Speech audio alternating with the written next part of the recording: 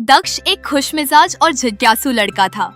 उसकी सबसे बड़ी आदत थी नई नई चीजें खोजना, और खासकर अगर वह खाने की चीज हो तो उसे ढूंढने में और भी मजा आता था। दक्ष के पास एक छोटा सा स्कूटर था जिस पर वह पूरे मोहल्ले में घूमता रहता।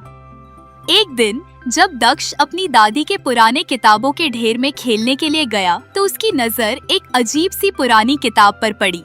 यह किताब पुरानी थी लेकिन बहुत दिलचस्प भी लग रही थी। दक्ष ने उसे खोला और देखा कि इसके बीच में एक पुराना फटा हुआ नक्शा था। नक्शे पर कुछ अजीब निशान थे जो उसे बिल्कुल समझ में नहीं आ रहे थे, लेकिन एक बात थी जो दक्ष को बहुत आकर्षित कर रही थी। नक्शे के एक कोने में लिखा था चॉकलेट का पहाड़। दक्ष का दिल धड़कने लगा। क्या यह सच में चॉकलेट से बना हुआ पहाड़ हो सकता है? उसे विश्वास नहीं हो रहा था, लेकिन उसका दिल इसे आजमाने के लिए तैयार था। उसने नक्शे को ध्यान से देखा। नक्शे पर एक रास्ता था जो उसे चॉकलेट के पहाड़ तक ले जाता था, लेकिन रास्ता इतना आसान नहीं था। नक्शे के नीचे कुछ पहेलियां भी लिखी हुई थीं। दक्ष ने सोचा, अगर मैं इन पहेलियों को हल कर लूंगा तो शायद चॉकलेट का पहाड़ मुझे मिल जाए। दक्ष ने सबसे पहली पहेली पढ़ी। 4 पैर हैं, लेकिन यह दौड़ नहीं सकता। इसके पास एक पूंछ है, लेकिन यह उड़ नहीं सकता। यह कौन है? दक्ष थोड़ी देर सोचता रहा, फिर अचानक उसकी आंखें चमक उठी। यह तो बंदर है, उसने कहा। वह सही था। दक्ष ने नक्शे पर उस जगह को चिन्हित किया जहां बंदर की तस्वीर बनी हुई थी। अब उसे अगली पहेली मिली। एक साथ 4 हाथियों को मिलाकर एक ही टुकड़े में जो चमकता हो वही राज है इस खजाने के कनेक्शन का। दक्ष को यह पहेली समझने में थोड़ा समय लगा, लेकिन फिर उसे समझ में आया। यह तो चॉकलेट के 4 बड़े टुकड़े हैं। दक्ष खुशी से चिल्लाया। उसे लगता था कि वह सही दिशा में जा रहा है। साथ ही दक्ष को नक्शे में एक और संकेत मिला जिसमें लिखा था, चॉकलेट के पहाड़ तक पहुंचने के लिए तुमको 3 खजानों का सामना करना होगा। पहला खजाना तुम खुद पाओगे, दूसरा तुम्हें किसी से मिलेगा, और तीसरा खजाना तुम्हारी सबसे बड़ी चुनौती होगी। नक्शा देखकर दक्ष ने रास्ता तय किया और वह चॉकलेट के पहाड़ की ओर निकल पड़ा। जैसे जैसे वह आगे बढ़ा, रास्ते में वह चॉकलेट की खुशबू महसूस करने लगा। यह एक सपना सच होने जैसा था। अचानक रास्ते में एक पेड़ के नीचे उसे एक बंदर मिला। वह बंदर थोड़ा शरारती और चालाक था। बंदर ने दक्ष को देखा और मुस्कुराते हुए कहा, तुम चॉकलेट के पहाड़ तक कैसे पहुंचोगे? पहले तुम्हें मेरी एक शर्त पूरी करनी होगी। दक्ष ने चकित होकर पूछा, क्या शर्त है?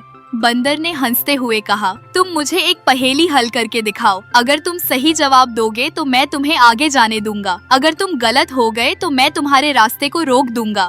दक्ष ने सोचा, यह तो मजेदार होगा, और उसने बंदर से कहा, ठीक है, पहेली बताओ। बंदर ने अपनी आंखें घुमाते हुए पहेली दी। रात में सोता हूँ, दिन में चलता हूँ, लेकिन मैं खुद को कभी नहीं देख सकता। मैं कौन हूँ? दक्ष थोड़ा सोचने लगा। उसे लग रहा था कि यह पहेली बहुत आसान है। फिर उसने कहा, यह तो छाया है। बंदर ने खुशी से हाँ में सिर हिलाया। सही जवाब। तुम बहुत होशियार हो दक्ष। अब तुम आगे जा सकते हो। दक्ष को खुशी हुई और वह बंदर को धन्यवाद कहते हुए आगे बढ़ गया। वह अब चॉकलेट के पहाड़ के और करीब था, लेकिन उसे पता था कि आगे और चुनौतियां उसका इंतजार कर रही है। दक्ष अब जंगल के बीचों बीच से होते हुए चॉकलेट के पहाड़ की ओर बढ़ रहा था। रास्ते में उसे बहुत सी मिठाइयों की खुशबू आ रही थी। जैसे ही वह आगे बढ़ा, उसे एक विशाल सी गुंबद जैसी चीज दिखी। वह पास गया और देखा कि यह एक चॉकलेट का विशाल खजाना था। ये वही पहला खजाना था जिसका संकेत नक्शे में था। दक्ष ने खजाने को ध्यान से खोला। अंदर चॉकलेट के ढेर सारे टुकड़े थे जो सोने की तरह चमक रहे थे। दक्ष ने एक बड़ा टुकड़ा उठाया और मजे से खाया। वाह, यह तो बहुत स्वादिष्ट है, दक्ष ने खुशी से कहा। उसे समझ में आया कि यह खजाना तो बस स्वाद के लिए था। वह अब अपने अगले खजाने की ओर बढ़ने लगा। नक्शे पर दूसरा खजाना एक नदी के पास था जिसमें एक चॉकलेट की नाव रखी हुई थी। दक्ष ने उस नाव को लिया और नदी के दूसरी ओर गया, जहां उसे एक पुराना खजाना और मिला। इस बार खजाने में कुछ खास था, एक बड़ा सा चॉकलेट का दिल जिसे उसने अपनी जेब में रखा। लेकिन दक्ष जानता था कि सबसे बड़ी चुनौती अभी बाकी थी। तीसरा खजाना वह था जिसे उसे सबसे मुश्किल चुनौती से पार करना था। दक्ष जैसे ही पहाड़ के पास पहुंचा, उसने देखा कि पहाड़ पूरी तरह से चॉकलेट से बना था। वह चमकते हुए चॉकलेट की मोटी परतों से घिरा था और नजदीक जाने पर उसकी नजर पहाड़ पर चढ़ने के लिए खड़ी एक विशाल दीवार पर पड़ी। यह दीवार इतनी चिकनी थी कि चढ़ाई करना असंभव लग रहा था। दक्ष ने सोचा, अब मुझे क्या करना होगा। तभी अचानक वही शरारती बंदर फिर से झूमता हुआ आया और बोला, यह तुम्हारी सबसे बड़ी चुनौती है दक्ष। तुम्हें इस चॉकलेट की दीवार को चढ़ने के लिए अपनी समझ, साहस और चालाकी का इस्तेमाल करना होगा। बंदर ने मुस्कुराते हुए इशारा किया और कहा, तुम्हें इसका हल खुद ढूंढना होगा। बंदर की बात सुनकर दक्ष थोड़ी देर के लिए सोच में पड़ गया।